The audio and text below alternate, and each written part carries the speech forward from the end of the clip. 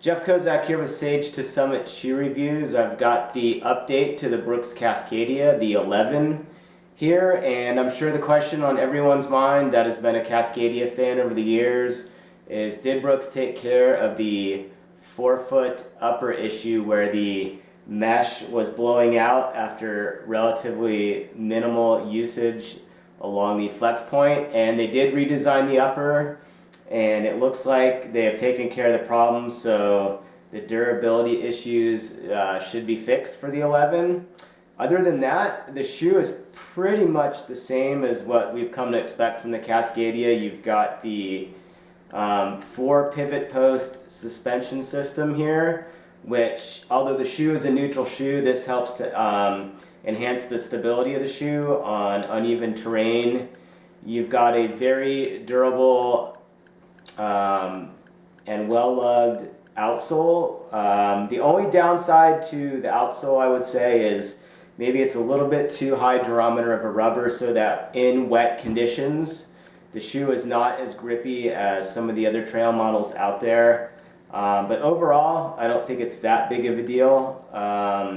What else? They did definitely reinforce the midfoot upper to enhance the kind of the structural integrity, the stability around the midfoot here, kind of a better wrap, and a little bit more lateral medial stability to the shoe. The shoe has the rock plate that it's always had, so it's very protective. If anything, I feel like the Cascadia, this version, maybe runs a little bit firmer or flatter than some of the other models, maybe not as well cushioned. And you notice that when you're on, really groomed dirt roads or trails and kind of picking up the pace. It's maybe not quite as responsive as some of the other models, but it definitely excels in technical terrain. And, it's not an overly heavy or light shoe. It kind of sits in the middle. It's 11.8 ounces, and it's a 10 millimeter drop from the heel to forefoot. So it's definitely kind of in that traditional trail shoe mold. It's still one of my favorite shoes, still a go-to shoe for me for ultra-distance races and big days in the mountains.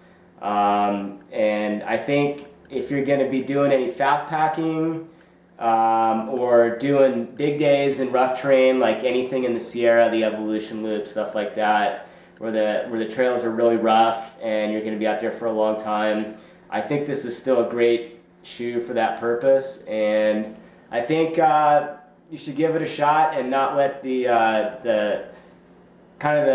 defects of the Cascadia 10 scare you away from the 11. I think they've taken care of that issue, and I think we're back to the Cascadia that we know and love. One other comment, I guess, is if you do have a wide forefoot or need a wider toe box, it seems like the trend has been to narrow it up a little bit over the past couple versions. So like right in through here, I do wish it was a little bit wider. So just keep that in mind if you do happen to have a really wide forefoot. And yeah, give it a shot. Test it out. It's a great shoe. This has been Jeff Kozak with Sage to Summit Shoe Reviews.